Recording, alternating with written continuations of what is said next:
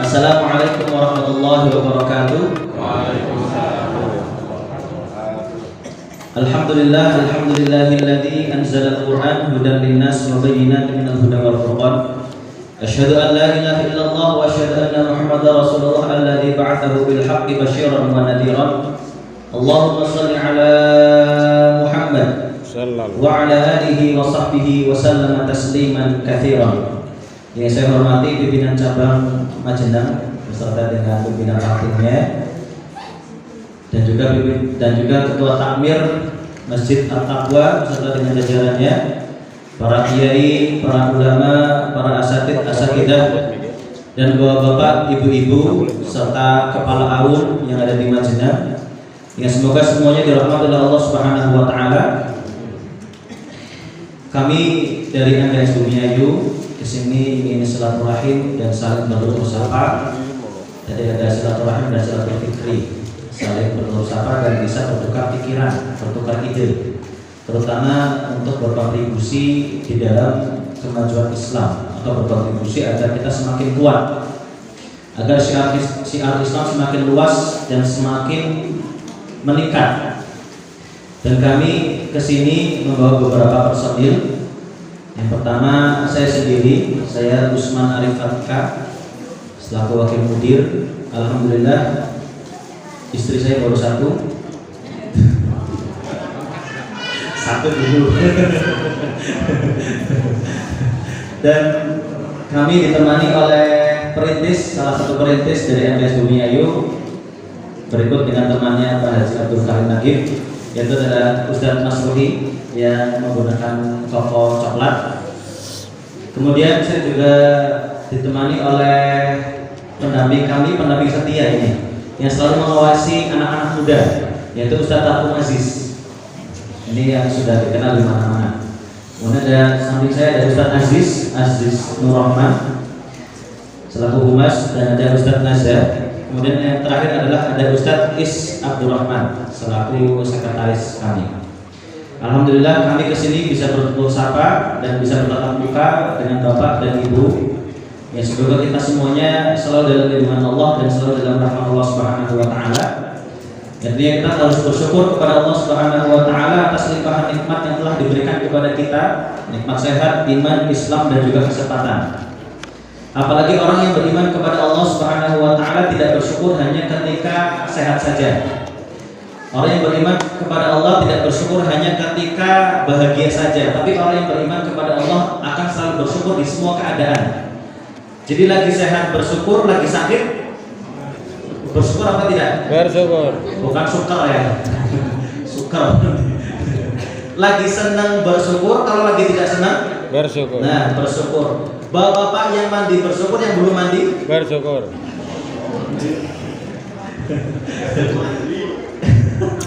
Yang ganteng bersyukur, yang belum ganteng lebih bersyukur. Nah, lebih bersyukur lagi.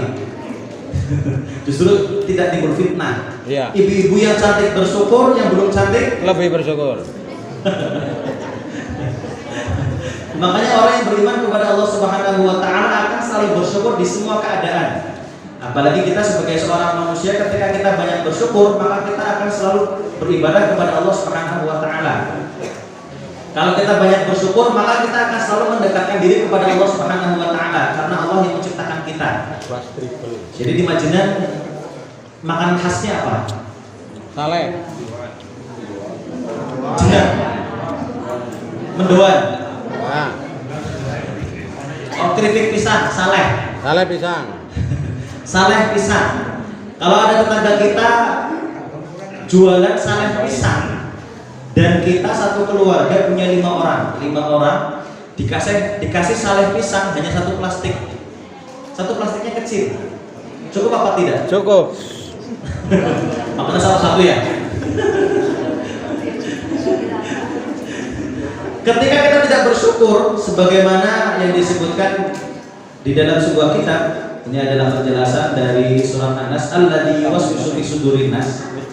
Jadi setan itu memberikan was-was kejelekan kepada manusia, tidak hanya menyuruh manusia untuk melakukan kejelekan atau melakukan kemaksiatan, tapi agar tidak bersyukur kepada Allah Subhanahu wa taala. yadkhulu bainaka wa bain habibika yusika al-tafawul hasanah wa yudzakiruka af'alaka sayyi'ah wa yakthuru indaka dhat ash-shimali wa yaqulu indaka dhat al-yamini hatta ya'dila bika min husni dhanni billah ila su'i dhanni billah. Jadi ketika kita tidak bersyukur sama Allah Subhanahu wa taala, pasti ibadah kita terhambat.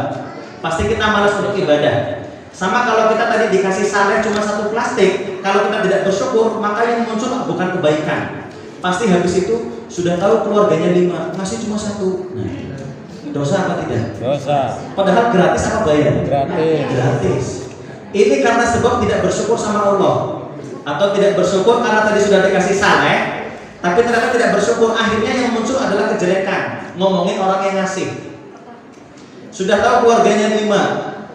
Dan sudah tahu keluarganya banyak, makannya banyak, dia penjual saleh tapi ngasih saleh sedikit. Nah, cuma 1 plastik. Akhirnya dengan tidak bersyukur muncullah banyak kejelekan. Begitu juga ketika kita tidak bersyukur kepada Allah Subhanahu wa taala, kita akan selalu suudzon sama Allah. Ya Allah, sudah sholat tahajud banyak-banyak, dagangan nggak pernah laris. Sudah sholat tahajud banyak-banyak, ternyata bisnis masih aja tersendat. Nah, ini sebab tidak bersyukur. Akhirnya ketika tidak bersyukur, tidak mensyukuri dengan apa yang telah diberikan oleh Allah kepada kita, padahal gratis. Yang ngasih udara siapa? Allah. Yang ngasih sehat siapa? Allah. Nah, ketika kita tidak bersyukur, maka kita akan tersendat di dalam ibadah yang harus kita kerjakan. Maka dari itu, seorang yang beriman akan selalu bersyukur kepada Allah Subhanahu wa taala, tidak hanya ketika kita bahagia, tapi di semua keadaan kita harus bersyukur kepada Allah Subhanahu wa taala. Salat dan salam tercurah kepada Nabi kita Muhammad sallallahu alaihi wasallam, kepada para keluarganya, para sahabatnya, serta umat-umat yang senantiasa mengikuti risalahnya di akhir zaman. Bapak dan Ibu yang dirahmati Allah Subhanahu wa taala, tadi sudah sedikit dijelaskan oleh Pak Takum tentang MBS Bumi Ayu, dan ini kita warga Muhammadiyah dan kita sebagai seorang yang beriman, seorang muslim, harus bisa memberikan pembekalan untuk anak-anak kita, tidak hanya untuk anak kita, tapi juga kita. Karena ilmu penting. Dan disebutkan laulal ulama lakana an-nasu kal bahaim. Ketika tidak ada seorang ulama, tidak ada ilmu di dunia ini, maka manusia akan menjadi seperti hewan. Jadi kalau kita tidak punya ilmu, maka ibadah yang kita kerjakan hanya ngikut. Kalau kita nggak punya ilmu, nanti yang maksiat juga ngikut. Kalau kita nggak punya ilmu, yang jelek juga ngikut. Yang penting ngikut aja. Itu kalau kita nggak punya ilmu. Apalagi kalau kita ibadah nggak pakai ilmu, kita nggak tahu syarat sahnya sholat, nanti repot. Kita nggak tahu fikihnya bagaimana berpuasa, nanti repot. Nggak perlu niat ujuk-ujuk puasa Ramadan, maka nggak bisa. Bahkan dalam ruang lingkup hal yang terkecil itu kadang-kadang kita masih kurang tepat. Tapi memang sudah bagus, tapi kurang tepat. Jadi minggu lalu ada acara buka bersama. Buka bersama, biasanya kan kalau buka bersama makanannya banyak ya. Takjilnya banyak, ada es buah, ada kolak, ada gorengan, ada pisang goreng. Nah, setelah adzan ini tidak langsung makan. Jadi membatalkan puasanya dulu. Qadarullah, gorengannya gede. Ada salah seorang makan gorengan gede, terus gede alot maning. Nah, jadi makan gorengan, ternyata Gorengan apa? muadzin gorengan apa? Gorengan alot. Ternyata muadzinnya langsung komat, gorengannya tinggal setengah. Iya. Akhirnya dia ragu. Saya sholat dulu apa nyelesain makan gorengan dulu? Terus dia ternyata lebih milih sholat dulu. Jadi sudah komat, sudah pada berdiri, dia gak enak, masih makan gorengan. Gorengan masih nempel ini. Ada ditaruh gorengannya. Sholat, takbiratul ihram, Allahu Akbar. Ketika dia sholat takbiratul ihram, ingatnya Allah pengen gorengan. Ketika dia sholat, dia ingatnya Allah pengen gorengan. Gorengannya tinggal setengah. Jadi kalau gorengannya tinggal setengah, biasanya orang yang belum menyelesaikan urusan dunia, maka Allahu Akbar, gorengannya yang disemuti gitu.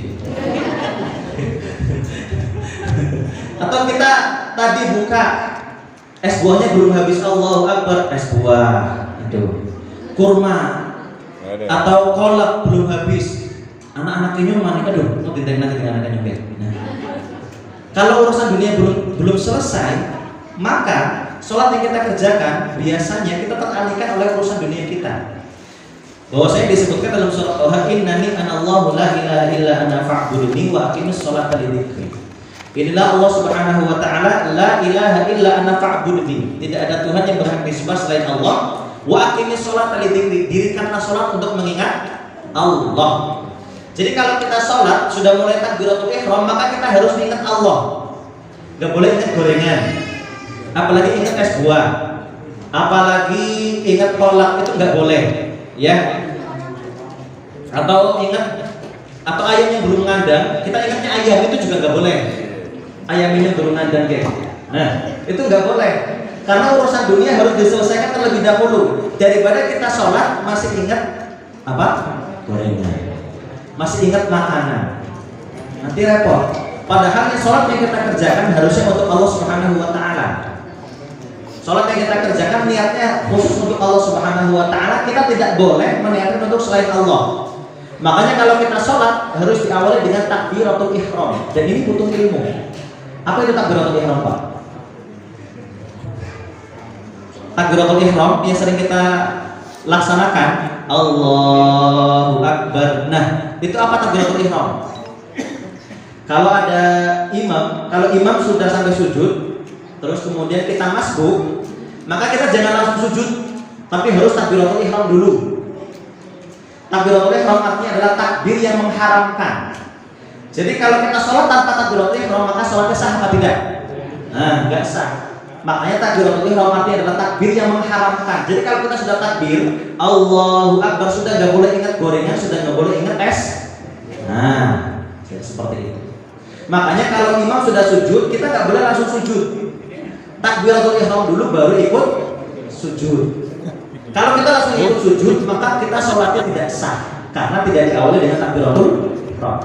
Jadi sholat diawali dengan takbiratul ihram dan diakhiri dengan salam. Makanya untuk menguatkan niat kita kepada Allah Subhanahu wa taala, agar kita tahu ibadah kita sudah sesuai atau tidak, maka butuh ilmu yang mendampingi kita.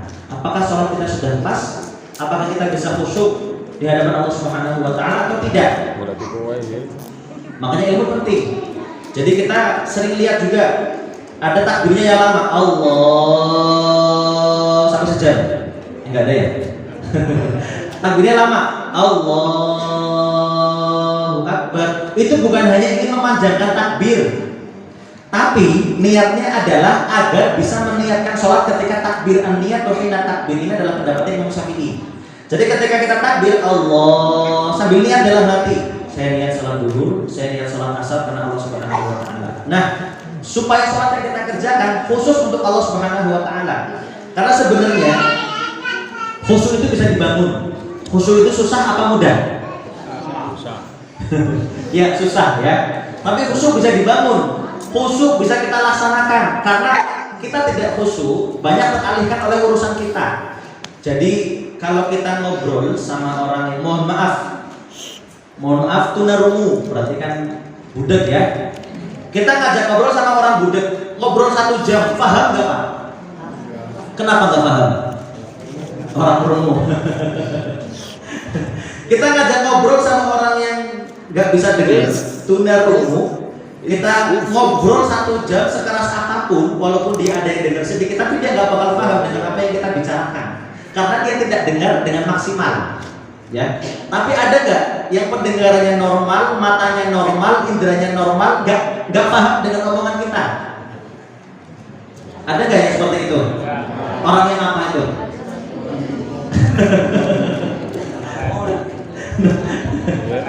Ya.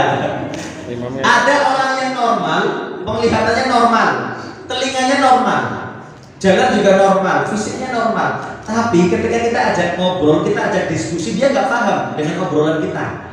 Itu adalah orang yang lagi main HP. Nah, paham nggak dengan omongan kita? Atau seorang istri yang ngajak ngobrol suaminya, suami ternyata masih mikirin pekerjaan, fokus nggak dengan obrolannya? Enggak. Suami masih mikirin, mungkin Bang Nasirnya kayaknya Ayu benar.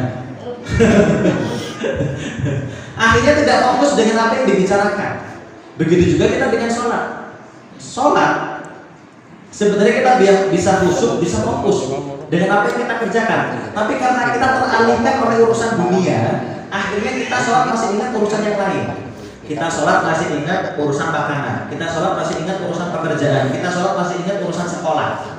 Dan ini butuh ilmu untuk menguatkan diri kita. Untuk menguatkan diri kita, bagaimana kita bisa melaksanakan ibadah sesuai dengan kaidah dan bisa melaksanakan ibadah sesuai dengan apa yang telah diajarkan oleh Nabi kita Muhammad SAW. Makanya yang terpenting kita di dalam melaksanakan sholat, puasa, atau ibu-ibu yang masak sahur itu ibadah bukan, Bu? Yakin? Yakin. Kalau ibu-ibu nyiapin buka ibadah nggak, Bu? Sambil ngedumel? Ya, mandan. Wis dimasakna ora dipangan, tersiram sisa ya. Nah. Itu ibadah bukan dirinya. Makanya ibadah yang kita kerjakan jangan sampai dirusak oleh aktivitas yang merusaknya, ya. Jadi ibu-ibu masak sahur untuk suaminya, beres-beres rumah, terus masakin buka untuk suaminya atau untuk keluarganya, jangan sampai dirusak oleh kata-kata berikutnya. Sudah dimasakin gak dimakan, ya awas aja besok gak bakal masak lagi. Nah, yang tadinya kebaikan sudah dilakuin akhirnya padahal baik, sudah capek. Makanya tadi kalau kita tanpa ilmu maka kalbahaim, dan kalau kita tidak ada yang membimbing maka kalbahaim seperti hewan ternak. Atau bapak-bapak kerja cari nafkah, ibadah bukan, Pak? Tapi kalau kita kerja tidak meniatkan karena Allah Subhanahu wa taala, hewan pun juga kerja. Kerbau kerja enggak? Kerja. Sapi juga kerja. Eman-eman. Makanya kalau kita sudah melaksanakan pekerjaan yang halal, bisa kita kuatkan dengan niat ikhlas karena Allah Subhanahu wa taala. Jadi kalau kita niat dagang hanya karena uang, maka eman-eman. Karena dagangannya halal. Kalau kita niat jualan cilok hanya karena uang, eman-eman. Niat bisnis hanya karena uang, eman-eman. Niat kerja hanya karena uang, eman-eman. Karena seorang yang mencuri, mohon maaf, nyolong ayam. Orang nyolong ayam, ayamnya dijual buat apa? Orang nyolong ayam, ayamnya dijual buat apa? Makan. Buat dapat uang. Orang nyolong motor, motornya dijual buat dapat apa? Uang. Jadi kalau kita pekerjaannya halal, kalau niatnya hanya karena uang, eman-eman. Sama dengan orang yang melaksanakan pekerjaan haram, tapi niatnya juga uang. Yang beda hanya cara. Jadi kita kalau caranya sudah halal, maka coba kuatkan niat kita. Kerja kita sekolah, niatkan karena Allah Subhanahu wa taala. Agar ketika kita melaksanakan pekerjaan kita bisa bernilai ibadah dan bisa mendapatkan uang. Innal mubaha idza qasada bihi wajhullah sallallahu ta'ala. Jadi kalau sesuatu yang mubah, kita kerja, ibu-ibu masak, beresin rumah, anak-anak sekolah, berbakti sama kedua orang tuanya, ini kan sesuatu yang mubah. Tidur sesuatu yang mubah. Ketika kita niatnya karena Allah Subhanahu wa taala, maka ini akan bernilai ketaatan. Kalau kita kerja niatnya karena Allah, uangnya dapat apa tidak? Kita jualan cilok niatnya karena Allah, uangnya dapat apa tidak? Dapat pasti. Tapi kalau kita pekerjaannya haram, mohon maaf, tadi nyolong ayam, saya niat nyolong ayam karena Allah Subhanahu wa taala, boleh nggak? Karena cari nafkah. Kenapa nggak boleh? Caranya. Nah, caranya haram, caranya salah. Jadi sesuatu yang salah tidak bisa kita niatkan untuk Allah. Maka ketika kita pekerjaannya bagus, niatkan untuk Allah Subhanahu wa taala. Atau kita pekerjaannya bagus, tapi niatnya bukan karena Allah. Senyum itu kan ibadah. Ibadah bukan, Pak? Ya. Sedekah. Jadi kalau kita senyum kepada saudara kita, sedekah. Tapi kalau orang senyum untuk nipu orang, ibadah bukan. Karena penipu biasanya nggak bakal marah-marah dulu, pasti senyum dulu. Nanti kalau nggak kena targetnya baru marah-marah. Nah, senyum ibadah, tapi ketika senyumnya bukan untuk kebaikan, senyumnya untuk nipu orang, maka ini tidak bernilai ibadah. Oleh sebab itu, kita sebagai seorang muslim, apalagi di sini tentunya banyak asatidz, banyak kiai, bisa kita melaksanakan ibadah kita sesuai dengan kaidahnya, dan kita bisa dibekali sesuai dengan apa yang telah diajarkan kepada kita. Kalau kita ada yang tidak tahu, maka tanya. Kalau ada yang nggak ngerti, maka tanya. Malah sebelumnya ada kejadian ibu-ibu itu halangan. Biasanya kan halangan 1 minggu. Di sini bapak-bapak sholat tarawihnya full apa tidak? Full ya. Ibu-ibu tarawihnya full apa tidak, Bu? Gak pernah halangan, Bu?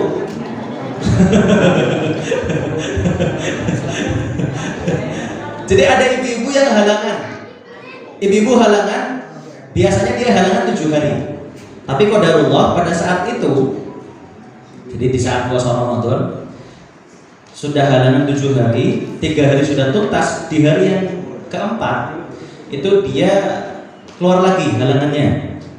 Lalu dia tanya sama suaminya, "Pak, saya keluar lagi." "Ya udah, gak usah puasa, gak usah sholat, apalagi banyak." Nah, sehari dia gak puasa karena keluarnya banyak, halangan lagi. Karena dia ragu, akhirnya tanya besoknya sudah gak puasa itu, siang-siang tanya, "Ustaz, bagaimana keadaan saya sekarang halangan, tapi sebelumnya sudah selesai, terus tuntas. Nah sekarang saya halangan lagi banyak." Kalau kita biasanya 7 hari, maka berikutnya sudah tuntas kemudian keluar lagi, maka ini bukan halangan, namanya istihadah.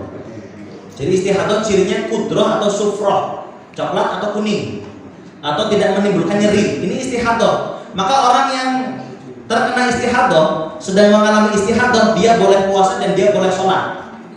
Kalau orang menghukumi ini sebagai halangan, ternyata si ibu tadi keluarnya sampai setelah Lebaran. Nah, kalau dia menghukumi sebagai halangan, maka dia tidak akan berpuasa berminggu-minggu, ya. Tapi kalau kita tahu cirinya, tahu sebabnya, dan yang penting kebiasaan adalah 7 hari, maka ini istihadah. Kita tahu bagaimana kita menghukumi ibu-ibu yang seperti ini. Atau ada anak-anak remaja yang sedang banyak pikiran, kemudian bermasalah. Ini banyak. Malah santri kami ada yang halangannya 1 bulan. Nah, dan si ibu tadi itu ternyata memang lagi banyak pikiran, akhirnya keluar. Ketika kita tidak tahu dan menghukumi sebagai halangan, akhirnya si ibu tadi nanti gak pernah sholat, gak puasa-puasa, dan bahkan dia sudah tidak puasa 2 hari karena dia tanya sudah pada waktu siang, dia sudah niatnya sudah tidak puasa. Oleh sebab itu ilmu itu penting.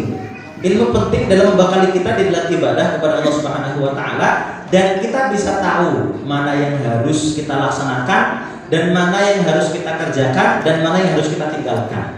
Ini ilmu. Yang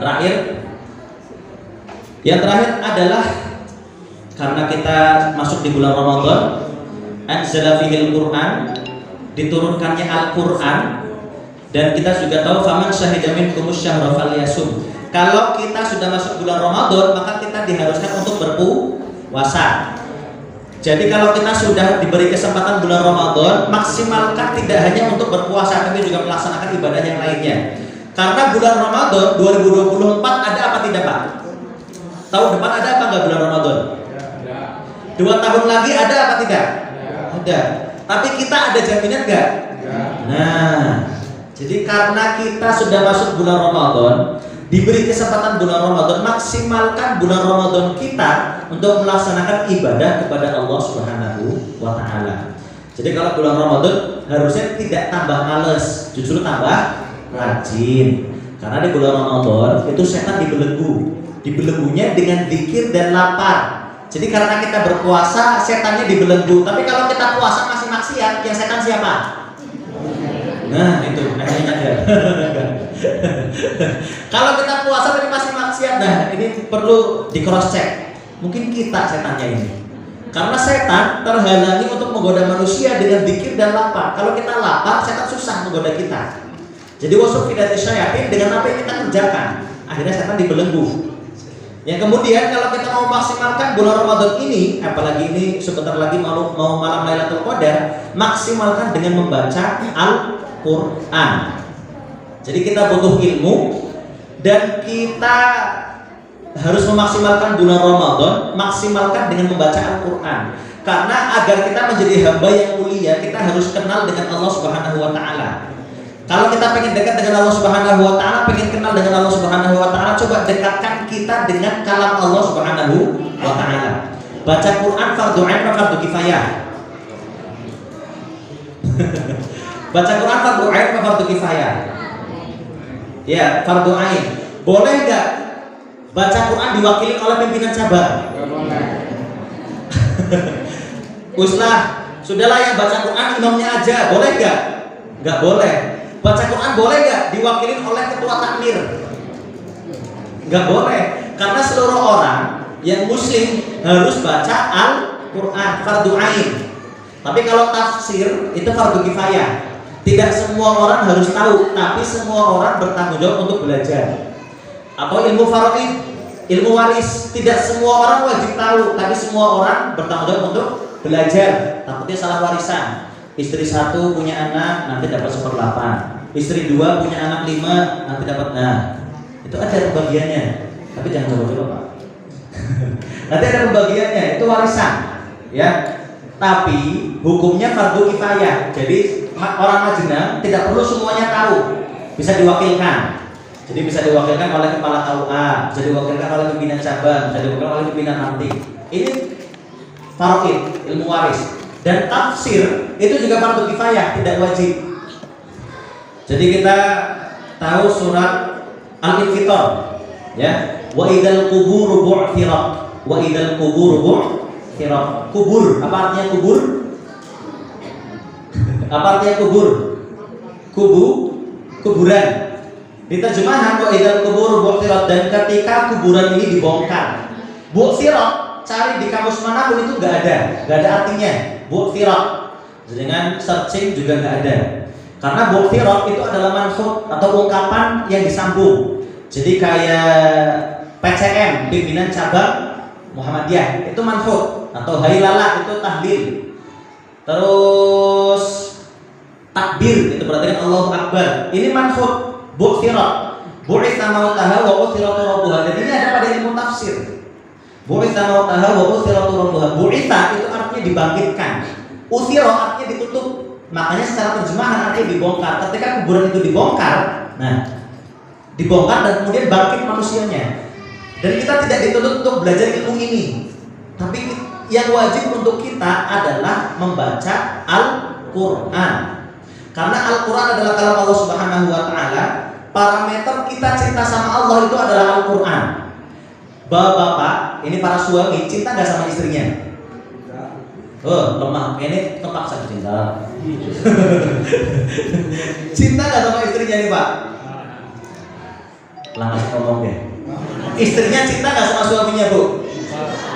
Ya, alhamdulillah lebih semangat sedikit lah ya. Kalau cinta jangan terpaksa.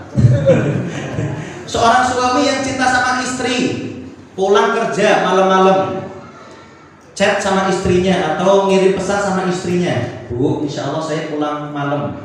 Saya pulang, nanti tolong dibukain pintu. Balik yang ngana, orang yang ngana lah. Kalau kita sudah chat panjang-panjang, ternyata nggak dibalas oleh istrinya, sakit hati nggak Pak? Atau istri minta baju, minta yang lain, suaminya lagi pulang, Pak, tolong pulang cepat. Nanti pokoknya harus bawa seblak atau bawa ceker setan. Nah, udah capek malah dipaksa atau dituntut untuk cepat pulang. Biasanya kan suami ya kopi dulu, gitu ya. Iya nggak Pak? Jujur nih Bu, nanti bisa di cross check Bu.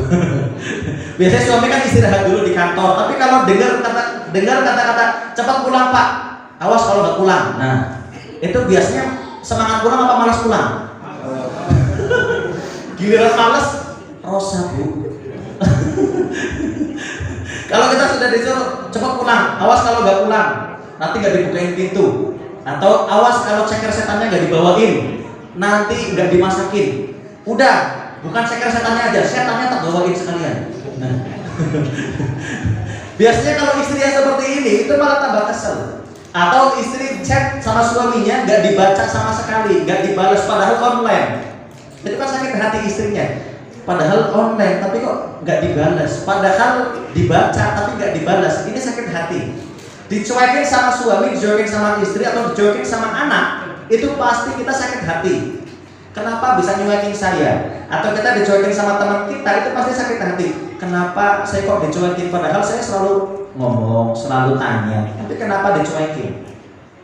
Ini kita antar manusia saja sering sakit hati dengan apa yang kita laksanakan, dengan apa yang kita kerjakan. Bagaimana kita dengan Allah Subhanahu wa taala sering nyuekin Al-Qur'an, sering nyuekin Allah, sering lancang sama Allah Subhanahu wa taala. Apakah pantas?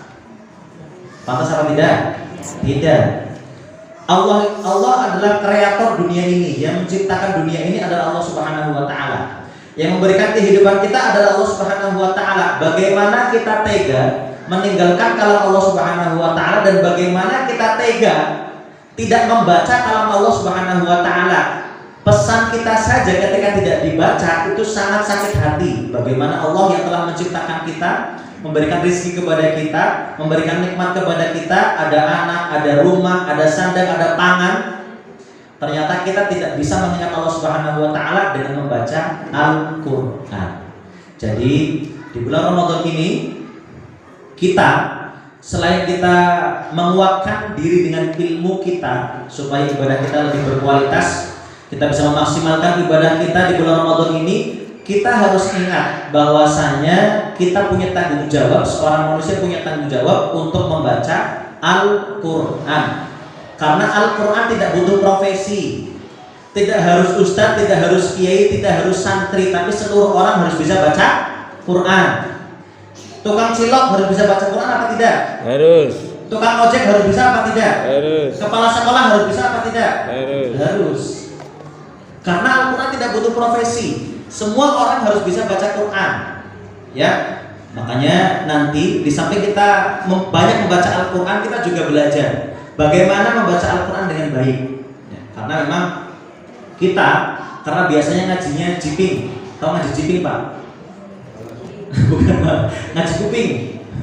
Jadi, ada kejadian yaitu Imam Subuh baca surah Al-Insyirah. Tahu Al-Insyirah? Alam Nasrah. Iya, alam nasrah laka wa wada'na alladzi wa rafa'na dikra. Wa rafa'na malah putih dikra. Dikra ya. Terus si imam tadi baca Al-Insyirah sampai fa inna ma'al usri yusra. Nah, ternyata ada yang nyeletuk makmum. Samping saya itu Yusron. Nah, imamnya gengsi dong, masa dibenerin? Dia merasa bener. Terus ulang lagi. Fa inna ma'al usri yusra. Makmumnya maning Yusron. Sampai pintelu nih maning. Fa inna ma'al usri yusra. Makmumnya pada baik. Nyunyar belum kalah ya. Yusron. Kali Yusron orang rampung kayak jam 6 kayak. Akhirnya imam mungkin udah kesel. Sampai 3 kali sudah lanjut sampai selesai. Setelah selesai tanya, Ustaz, yang benar saya kan? Ini si imam. Iya Pak, jenengnya benar Pak. Makmumnya maning, orang belum kalah. Saya benar ya, saya yang benar kan? Yusron. Iya Pak, jenengnya juga benar. Loh, yang benar jadi yang mana? Dua-duanya kok benar. Soalnya kalau saya salahin salah satu, biasanya nanti nggak sholat lagi 1 minggu. Malu. Iya Pak, jenengan salah. Ngesuk orang bakal sholat ke. Lu ya repot maning. Jadi dua-duanya benar. Jadi kalau wakaf membacanya yusra karena hukumnya matiwat, iwatu anit tanwin. Ya. Fa inna ma'al usri yusra. Tapi kalau dia wasol bersambung maka dibacanya yusron. Fa inna ma'al usri yusron. Inna ma'al usri yusra. Nah, seperti itu. Jadi wakaf maka dibacanya yusra. Kalau dia wasol maka dibacanya yusron. Boleh nggak dua-duanya? Boleh. Tapi karena si makmum tadi nggak pernah dengar kata yusra, akhirnya dia benerin. Menurut dia si imam ini salah, makanya dia benerin yusron. Imam mana? Yusron. Bolak-balik deh. Tapi setelah dijelaskan baru paham. Nah, ini membaca Al-Quran. Apalagi kalau kita salah huruf, itu salah arti. Salah huruf, salah arti. Contoh Al-Ikhlas. Huwallahu ahad atau Al-Qari'ah. Al-Qari'ah itu artinya adalah hari kiamat. Tapi kalau pakai hamzah Al-Qari, apa itu qari? Pembaca. Qari'ah itu berarti pembaca perempuan. Dari hari kiamat kepada pembaca itu beda jauh. Atau qul huwallahu ahad. Qul dari kata qala yaqulu qaulan qul. Katakanlah, itu fi'il amr. Tapi kalau kita pakai ka dari kata akala, kul. Tadi qul huwallahu ahad. Katakanlah dialah Allah yang Maha Esa. Tapi kalau pakai ka, qul huwallahu ahad, makanlah dialah Allah yang Maha Esa. Salah satu huruf, salah arti. Tapi nanti karena udah dijelasin, jangan sampai takut baca Al-Ikhlas lagi ya. Oke, bukan salah ke. Orang pembaca Al-Ikhlas Mani itu lebih salah ya. Terus nanti kita yang sering baca Al-Ikhlas, sering baca surat-surat pendek, bisa kita perbaiki bacaan kita. Karena kebanyakan kita bukan karena tidak bisa, tapi karena kebiasaan. Ada dari salah satu jamaah Taksim itu membaca Al-Fatihah, ihdinas siratal mustaqim. Ihdinas sirat pakainya apa ha? Ihdinas siratal mustaqim. Apa ha? Tapi orang tadi, jamaah tadi pakainya ha. Ihdinas siratal mustaqim. Saya bingung, ini karena nggak bisa atau gimana? Coba Pak, ditekan lagi. Ihdinas siratal mustaqim. Tetap ihdinas siratal mustaqim. Ulang lagi Pak. Ihdinas keprimen ya. Coba Pak ngomong Honda. Giliran ngomong Honda bisa nggak pakai ha, nggak pakai Honda. Jadi bukan karena tidak bisa, tapi karena kebiasaan. Apalagi kita juga sering dengar di surat Al-Zalzalah, idza zulzilatil ardu zilzalaha. Ada yang baca lagi idza juljilatil ardu jiljalaha. Ada yang baca lagi idza yulilatil ardu yilyalaha. Yang benar yang mana? 1, 2 apa yang ketiga?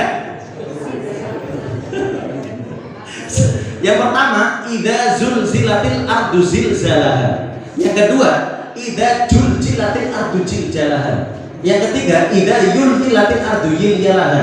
Yang mana? 1, 2 apa ketiga? 1. Tapi ada nggak baca yang kedua? Ada nggak yang baca yang ketiga? Bacaan yang ketiga ada. Jadi kalau ngomong Z jadinya Y. Jupiter Z jadi Jupiter Y. Kalau ngomong Zaki jadinya Yaki. Nah, makanya kalau orang seperti ini baca surat Al-Zalzalah idza zul jadi idza yulilatil ardu yilyalaha. Ini bukan karena tidak bisa, tapi karena kebiasaan. Dan diingat, Al-Quran adalah orisinil, asli secara tulisan, asli secara bacaan. Jadi kalau di Majenang bacanya idazul, di Bumi Ayu juga harus idazul. Makanya kenapa ada kodifikasi Al-Quran? Karena agar menghilangkan atau bisa meminimalisir bacaan yang keliru. Jadi Hudzaifah bin Yaman mengusulkan kepada khalifah yang ketiga, adrikil umat qabla ayyakhtalifa ikhtilafal yahud wan nasara. Wahai khalifah, segera satukan umat agar bacaan Al-Quran tidak seperti Yahudi dan Nasrani. Jadi di Eropa seperti itu, di Indonesia seperti ini, nanti beda-beda. Tapi kalau Al-Quran di Majenang idazul, di Bumi Ayu juga harus idazul. Karena Al-Quran asli, orisinil, ya. Makanya kita tadi yang masih ada kesalahan di dalam bacaan kita, coba belajar, jangan malu. Justru ketika kita dikasih tahu kesalahan kita harus bersyukur. Ya Allah, alhamdulillah di umur 50 tahun ini saya masih diberi kesempatan untuk memperbaiki bacaan Quran saya. Dan untuk kita, guru ngaji atau yang lainnya, kalau kita tahu mana yang keliru, kita perbaiki. Tapi jangan sampai berhenti jadi guru ngaji. Atau suami yang imamin istrinya, jangan sampai istrinya nggak mau diimamin lagi karena ada Pak. Jadi kalau belajar bukan berarti menghentikan kebaikan berikutnya. Kalau belajar tetap jadi imam, tetap jadi guru ngaji, tetap jadi kiai, tetap ya. Jadi jangan berhenti. Karena ada seorang suami yang telepon, Ustadz, ini gara-gara jenengan nih, istri saya nggak mau diimami saya. Katanya bacaan saya salah semuanya. Akhirnya yang salah siapa? Suaminya apa saya Pak? Saya disalahin oleh suaminya. Jadi kalau kita sholat, Jangan koreksi imam. Allahu Akbar, qul huwallahu ahad, nganggone huruf kake. Ora pas ke. Idza juljilat, nganggone huruf jim. Ora pas ke. Salatnya ora sah, jangan. Karena kalau kita posisinya jadi makmum adalah mendengarkan imam, bukan koreksi, ya. Jadi seperti itu. Biasanya di sini salat zuhur bacaannya surat Al-Baqarah apa Ali Imran?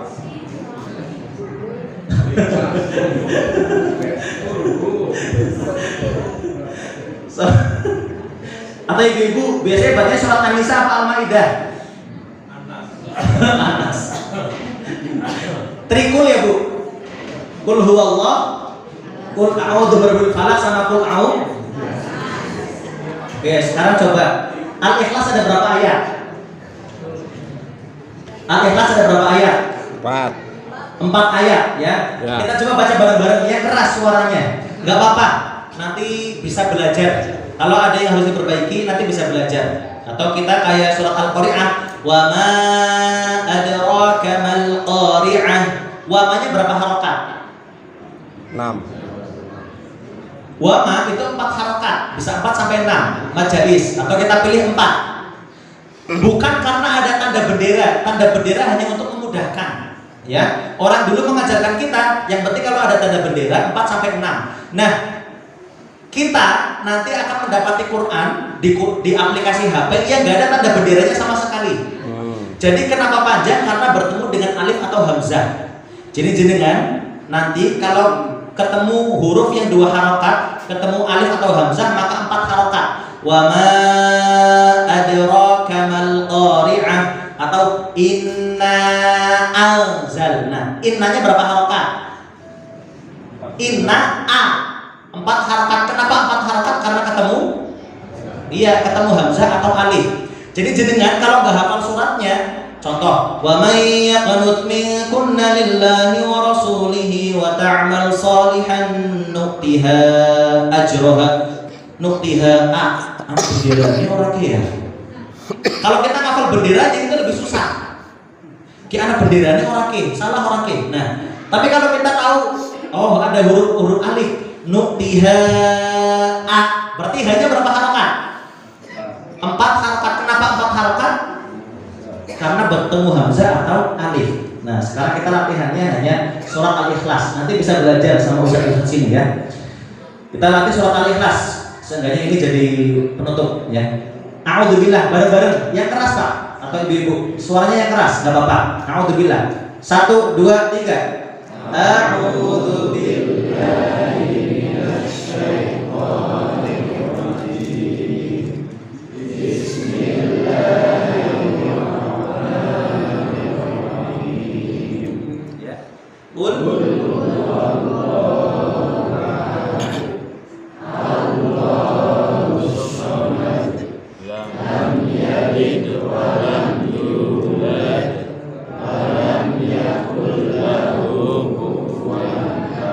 Alhamdulillah, suaranya apik kabeh. Bapak-bapaknya apik, ibu-ibunya juga apik. Nah, a'udzubillah apa a'udzubillah? Billah apa billah? Satu atau kedua? Wah, ikhtilaf ulama nih. Jadi huruf la kita sudah belajar Iqra 1. Huruf la terbaca la apa le? La apa le? Berarti a'udzubillah apa a'udzubillah? Nah, tapi kita sering bacanya a'udzubillahi billah. Padahal huruf la, le apa la? Kalau kita baca la dengan le, salamun tidak jadi salamun. Salamun hiya hatta matla'il fajr. Bukan salamun, salamun. Itu kalau la bacanya le. Jadi kalau satu huruf bacanya beda-beda, yang salah bukan hurufnya, tapi yang salah yang baca. Jadi kalau kita baca ta'awudz, a'udzubillah diganti a'udzubillah. Karena huruf la terbaca dengan la. Kita tidak pernah membaca huruf la di Iqra 1 menjadi le.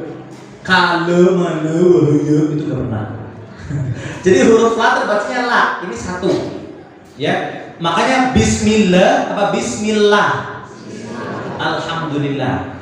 Alhamdulillah apa alhamdulillah? Nah, nanti dipraktekin ya. Ini tobat yang pertama. Yang kedua, hanya dua.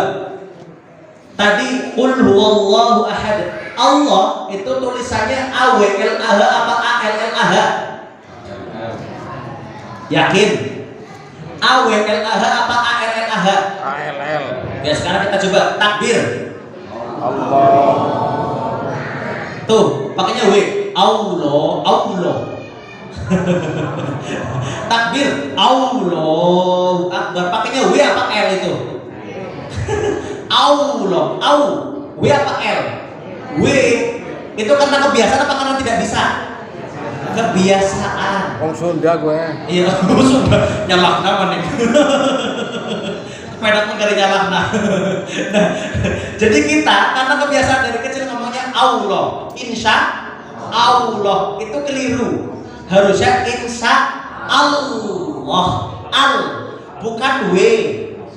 Tapi kalau W itu keliru. Jadi kalau kita nulis Allah berarti AWLAH, Allah. Ini salah.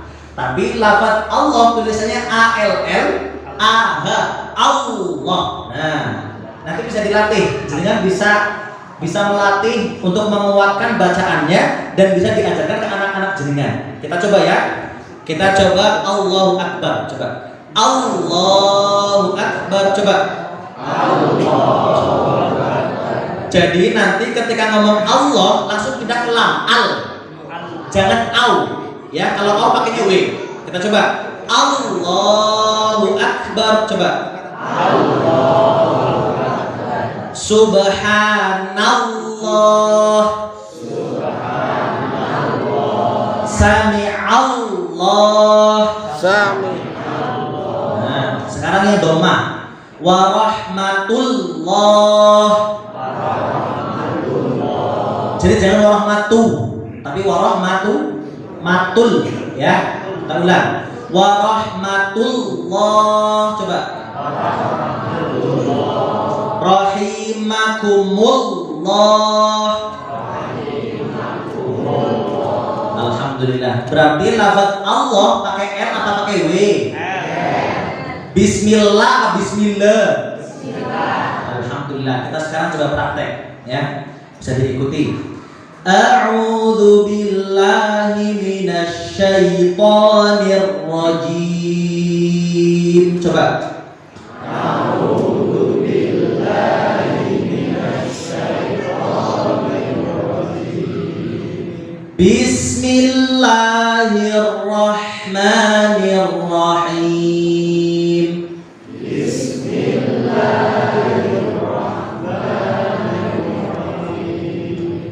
Qul huwallahu ahad.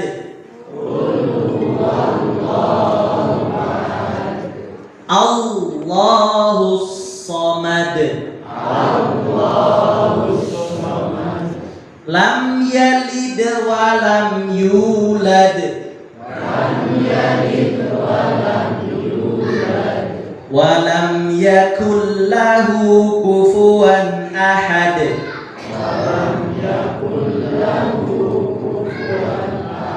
Alhamdulillah. Nanti yang masih merasa ada yang harus diperbaiki, maka silakan belajar sama Ustadz yang ada di sini.